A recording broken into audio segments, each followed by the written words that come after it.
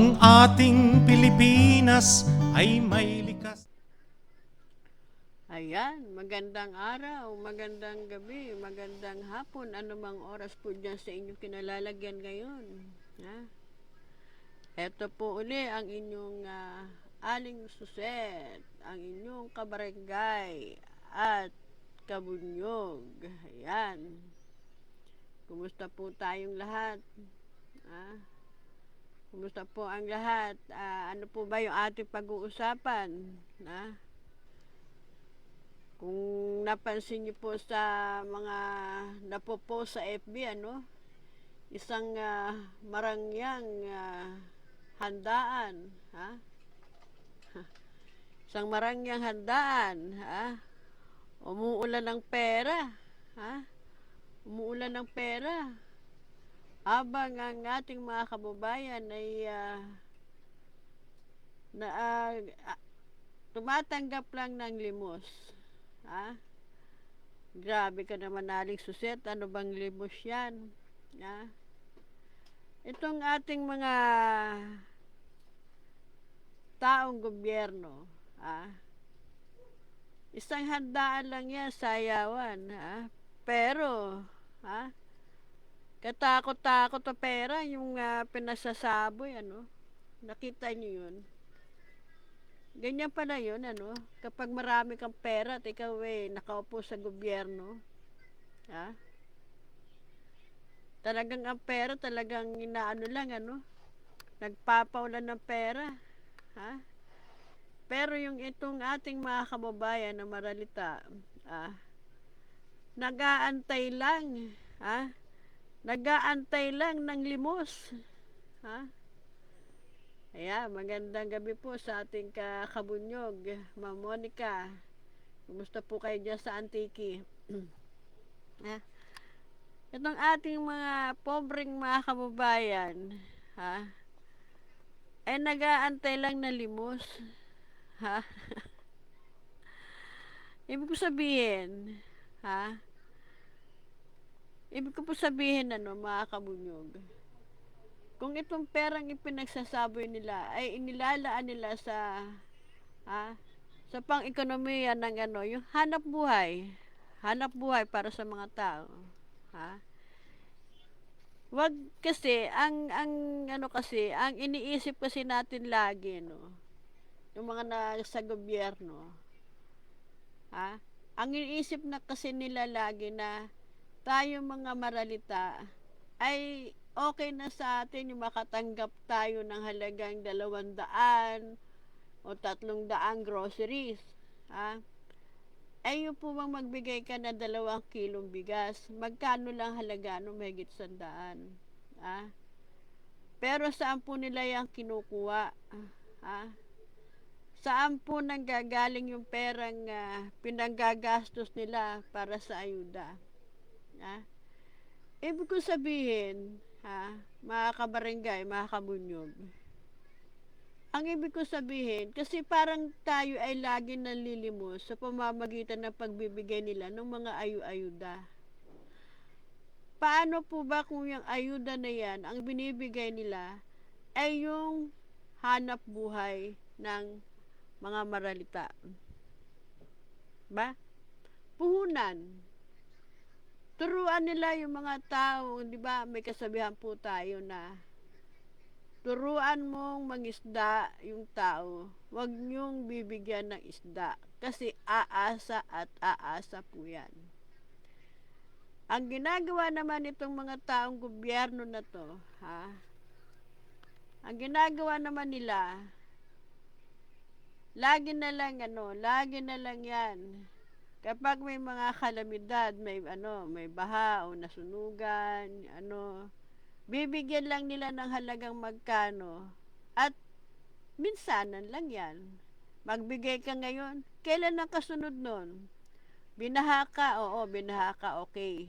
Binigyan ka na ayuda. Pero paano makaka-recover yung tao?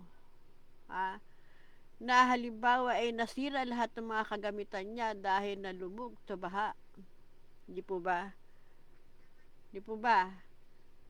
Nalubog sa baha yung kanyang mga gamit. Pati yung kanya kabuhayan ay nawala dahil nga sa, kumbaga, na-wash out talaga yung kanya kabuhayan. So, paano po ito makakabangon? Kung, kung hanggang 5,000 lang yung ibibigay natin sa kanila, ha? Paano yung bahay? Paano yung kanilang hanap buhay? Ha? Ang ibig ko sabihin, mga kabarangay, kung biktima man yan na kalamidad, ha? Tulungan na makabangon, bigyan ng hanap buhay, ha? Huwag laging iasa doon sa sa ayuda-ayuda. Bigyan ng hanap buhay.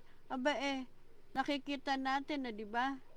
O ngayon, yang na yan, yang issue ng flood control, ha?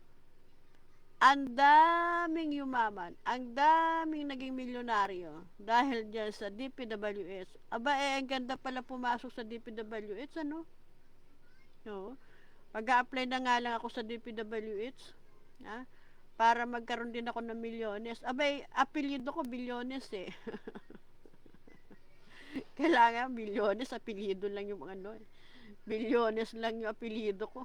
Pero wala tayong nahawakan kahit man lang magkaano, Meron tayong nahawakan hanggang 100, 500. Pero sila mga biro mo nagsasayawan, hindi sayaw-sayaw. Ang pera, sinasabi talaga, nagkalat yung pera sa no?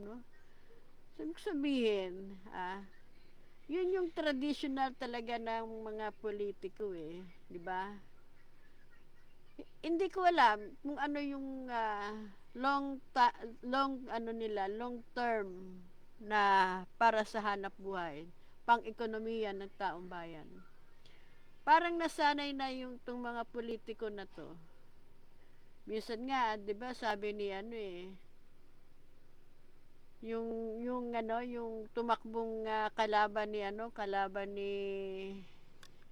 sa Pasig ba? 'Di ba? Parang meron ako narinig doon na ini-interview siya nung interviewer, itong viral ngayon na journalist, na may sinabi siya na 500 lang okay na sa sa mga tao.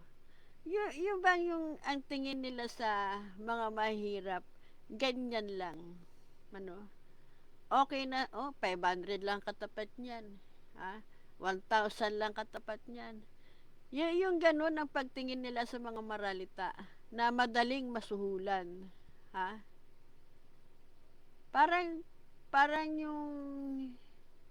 yung mindset nila hanggang ganun na lang ang pagtingin nila sa maralita. Kawawang kawawa, Kawawang kawawa, ha? Hanggang doon na lang. Akin lang sana, lalong-lalo na itong mga congressman, yung mga dyan sa LGU, na turuan ng hanap buhay yung ating mga maralitang kababayan. Huwag puro yung limos. Kasi para lang tayo lagi lang lilimos di ba?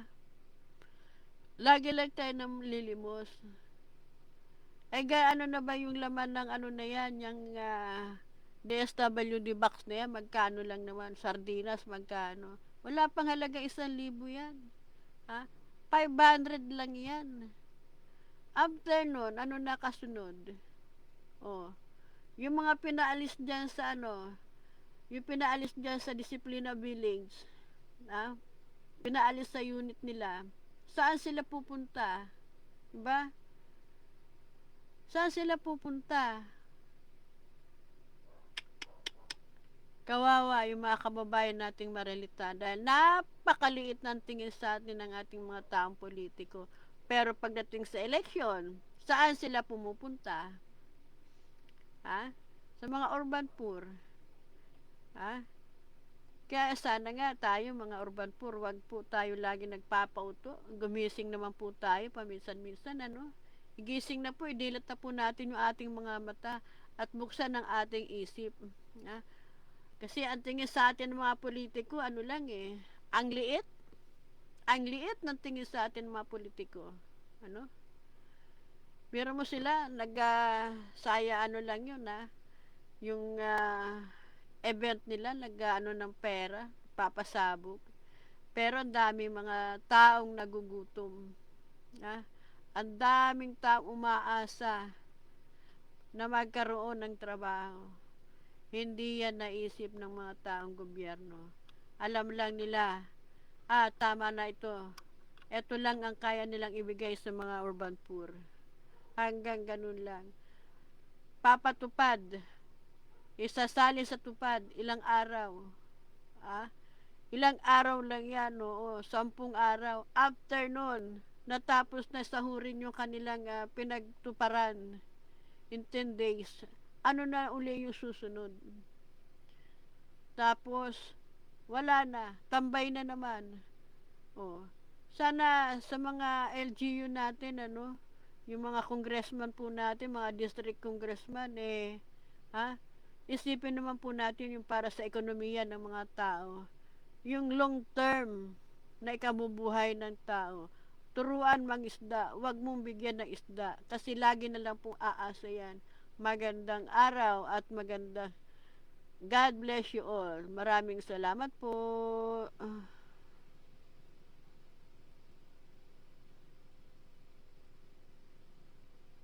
Bunyog, bunyog, halikan na kasama ka.